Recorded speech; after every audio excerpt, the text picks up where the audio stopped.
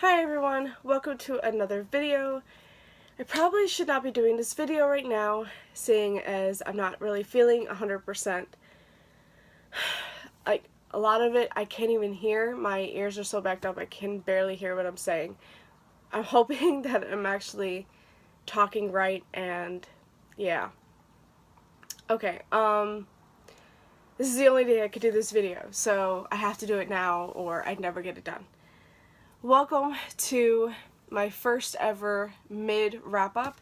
We are in the middle of March, and I have been talking about how it is very stressful for me to do only end-of-the-month wrap-ups, especially when I am so stressed and I don't feel like sitting down and talking about every single book that I've read in the month, so it takes me weeks to finally sit down and do it. So we could be in the middle of the next month before I finally talk about the books that I've read in that last month.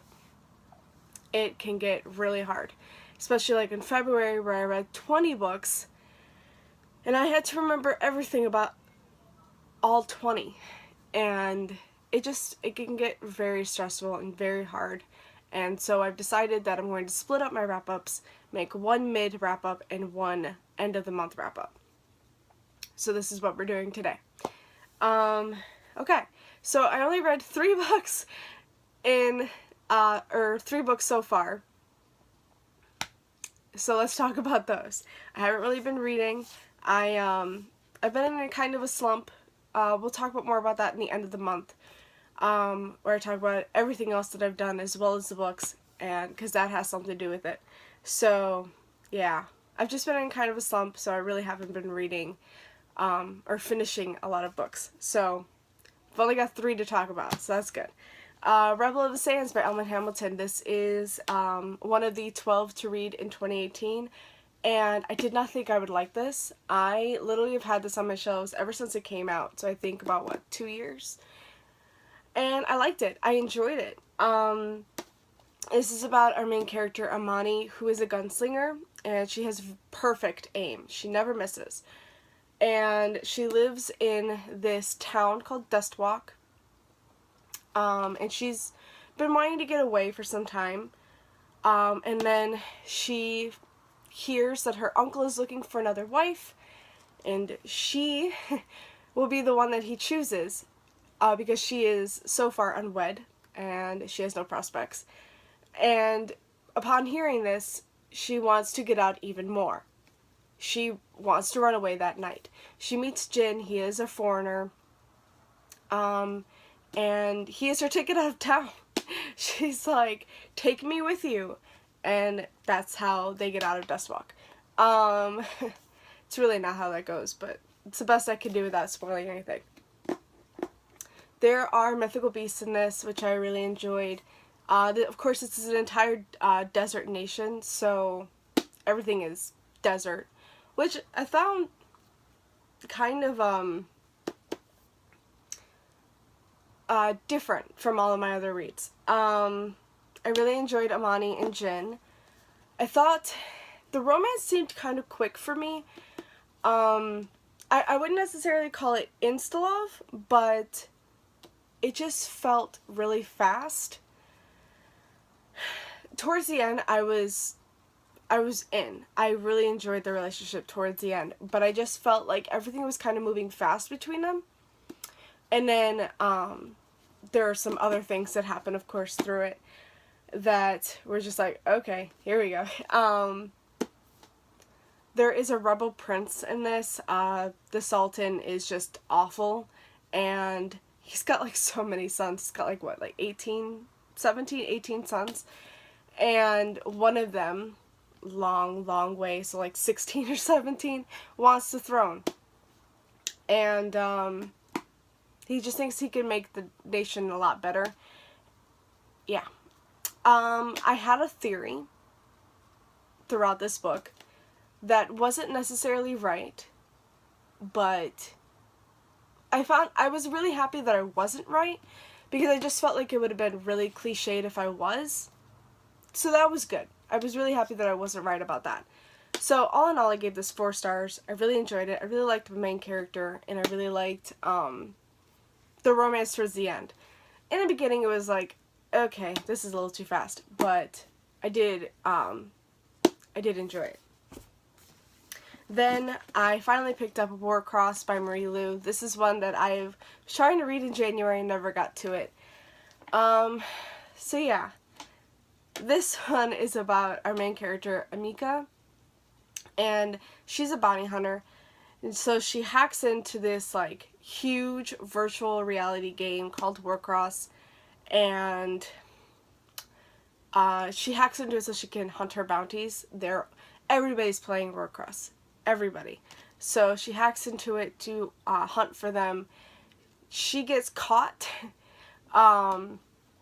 very publicly, and the creator of the game decides to contact her and offers her a job to find another hacker who is not like, she's a harmless hacker, where Zero, the other one they're trying to find, is not so great. He is very harmful to the game and possibly to Hideko himself. Hideko, I don't know if I mentioned, is the creator of the game. And he is, oh my god, he is close in age to Amika. I'm sorry. Okay. I did enjoy this. Again, I had a theory. Sorry if you can hear that. Okay. I had a theory that I was right, but then something else happened that I was just blown away by, but I was also like, this kind of sucks and not really happy where this is going. There is a romance between Amika and Hideko that I was enjoying, but again, something threw me, and, well, now I don't know how this is going to go in the next book. I did enjoy this. I am not, I didn't think I would like this because I've never really read a book all about virtual reality. I have seen an anime, which is Sword Art Online, and I really did enjoy that, or at least the first season for the most part. But I didn't know if I would enjoy this. First off, because Marie Lu, I've never read any of her works before. I've never read the Legend trilogy or the Young Elites trilogy, so I didn't know if I would really like this. But none of those caught my eye. Like, I was just never really interested in those, but this one did sound really good. So I'm happy that I read this. I am really nervous for the second book. I don't know how that's gonna go, and if my theory is correct and they go a certain path with the second book, I'm really not going to like it, but we'll see. We'll see how this goes. I mean, who knows, maybe I will enjoy it later on. But yeah, I'm hopeful for the second one, and I gave this 4 stars. And lastly, we have Everlists by Sarah Holland. In this land, Sempera, time is currency, and you pay for things with your time. So if you want to buy, I don't know, like rent, rent could be like 2 years of your time, or yeah, 2 years of your life, or 2 months, whatever whatever it is.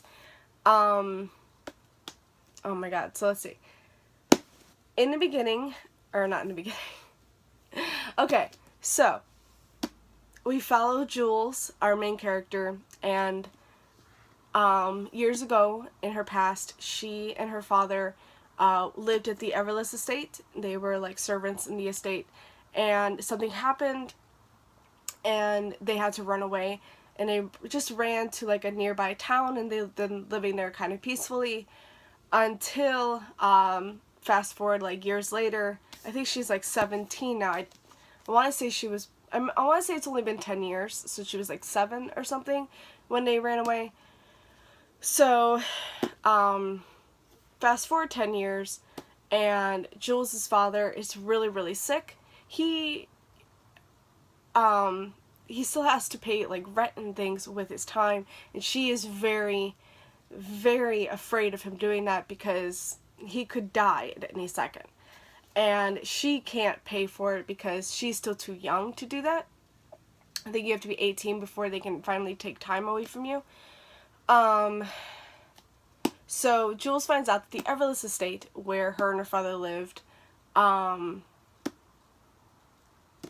is hiring servants to work at the... they're hiring for people to work at the estate because the queen and her daughter are coming, and they really need people. And so they are paying a year's worth of time for only a month's work. So if you work like 2 months, you get 2 years, which is really good. And Jules really needs this, so she decides to work at the Everlists estate to gain more time for her father. Because they do like coins or something, and if you put the coins in a drink and you drink it, and then you gain your time. That's how this works. In the beginning of this book, I was really loving it. I thought it was really good. I was really liking the premise and really liking what was happening. And then, like, towards the end, a lot of things started happening, and you started learning more things. And I just felt it was too much in one book. Like, I don't know if you remember, I read Stealing Snow by Daniel Page. Like, I think it was the end of the year of last year. And that book was really good up until, like, the very end, where there were, like, 10 plot twists in, like, 3 pages. It was just plot twist after plot twist after plot twist, and you were just like, stop. Just stop. Why are you putting so much into that one book? And I just felt like this was doing a little bit of the same. It didn't do too much, but I just felt it was a lot to handle for one book. Maybe if the author would have put a 1 or 2 of the plot twists in the next book, I would have been like, okay, I can see where this is going, kind of liking the new change to it. But it was all in one book, and I just felt it was a little too much. I do really want to see where the second book kind of goes, just because there was a lot in this book, so now I want to see where it goes in the second book. I gave this 3.5 stars. It was okay. It was good. It just wasn't the best thing I've ever read, and again, it was just too much to handle in one book. Okay, that was all the books that I've read. Now, let's talk about the books that I'm currently reading. Now, I think I've mentioned that I'm in a kind of a slump, so I'm in the middle of 4 books.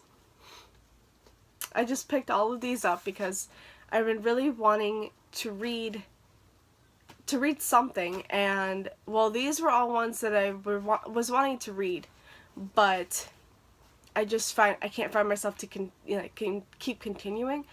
Okay, 3 of these are rereads, which is great.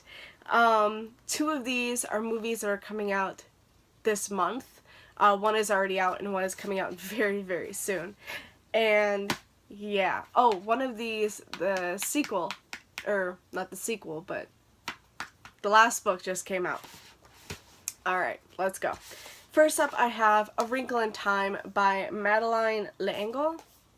I don't know how to say that. I'm literally only 11 pages into this.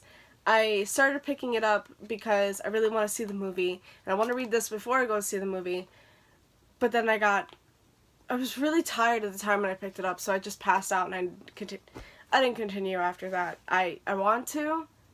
I'm thinking about picking it up, but again, I'm in the middle of 3 other books. The other one is Simon vs. the Homo Sapiens Agenda by Becky Albertelli. This is my 3rd read.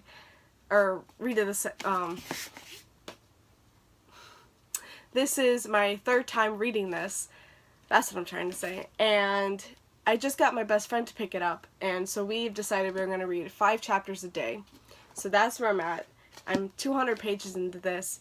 And this is the only one I'm actually reading more of than all the others. The other ones I just haven't picked up at all. This one I'm actually reading. So that's good. Next up, I have Daughter of the Smoke and Bone by Laini Taylor. Again, I've read this before, really want to continue on with the series. I'm only 25 pages in. This one I'm actually carrying around with me everywhere. I am not carrying around any of those with me. This one I am, and I pick it up here and there, but I'm only 25 pages in, and I am liking it. I just haven't really continued reading it. And then lastly, we have Illuminae by J. Kristoff and Amy Kaufman. I am 80 pages into this one. I'm not really feeling it though. I want to read this and then go into Gemina before I pick up Obsidio, but I'm not feeling it. And I kind of feel like I just forget rereading these and then just go right into Obsidio when I get it. That's what I'm feeling at the moment. Which really sucks because I really was like, I was just really excited because I was going to reread this and reread Gemina, which I love both of them, and then go right into Obsidio, but I'm just not feeling this. So it's either I wait to pick up Obsidio until I finish this and Gemina, or I just pick up Obsidio now. I don't know. That's where I'm at. So yeah, those are the 3 books that I've read and the 4 books that I'm currently reading at the moment. And yeah, that's it for me today, guys. Thank you so much for watching, and I will see you again with another video. Bye.